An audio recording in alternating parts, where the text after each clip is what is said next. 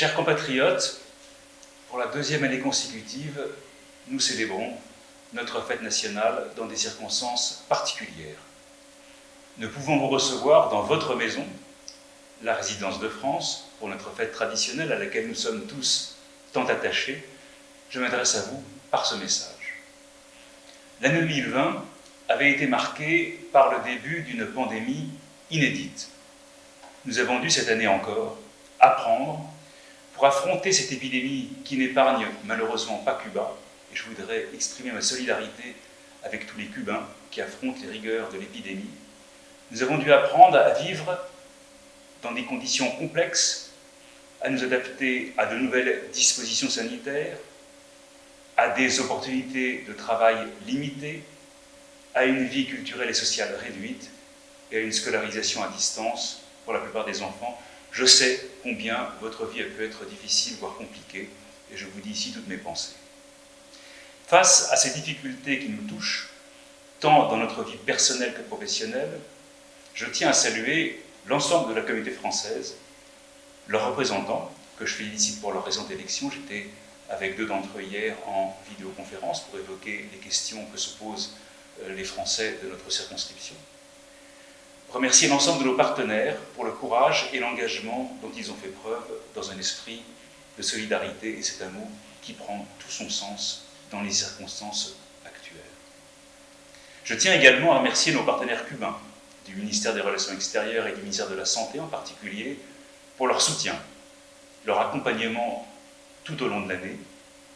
Je pense aussi en particulier à la clinique internationale Sierra Garcia, qui nous a aidés à organiser la vaccination d'une partie de notre communauté avec le vaccin Janssen, et avec laquelle nous espérons pouvoir vacciner bientôt les Français de moins de 55 ans.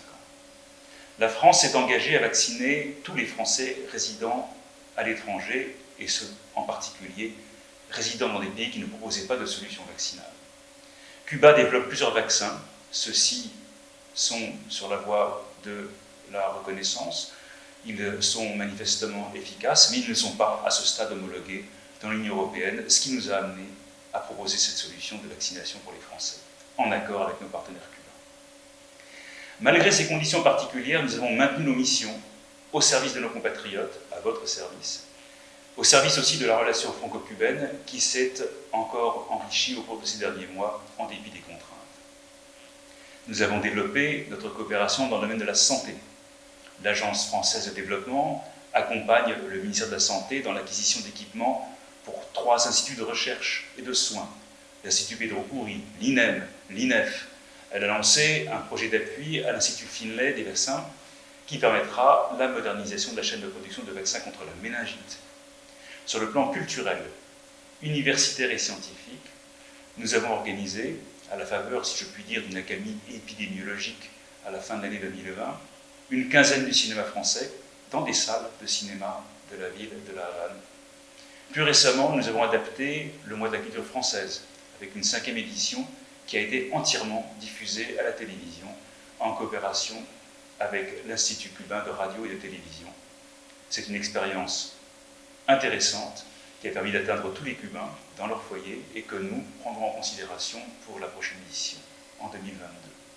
Nous avons célébré aussi les 70 ans de l'Alliance française de La Havane, une des plus anciennes alliances françaises à l'étranger et l'une des plus importantes par le nombre d'élèves.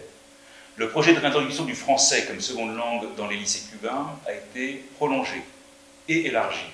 Il a fait l'objet d'une étroite collaboration entre l'ambassade et les ministères cubains de l'éducation et de l'enseignement supérieur. Enfin, 10 projets scientifiques franco-cubains, 19 mobilités étudiantes ou de recherche bénéficient de l'appui de l'ambassade de France à Cuba sur des thématiques qui répondent aux objectifs de développement durable.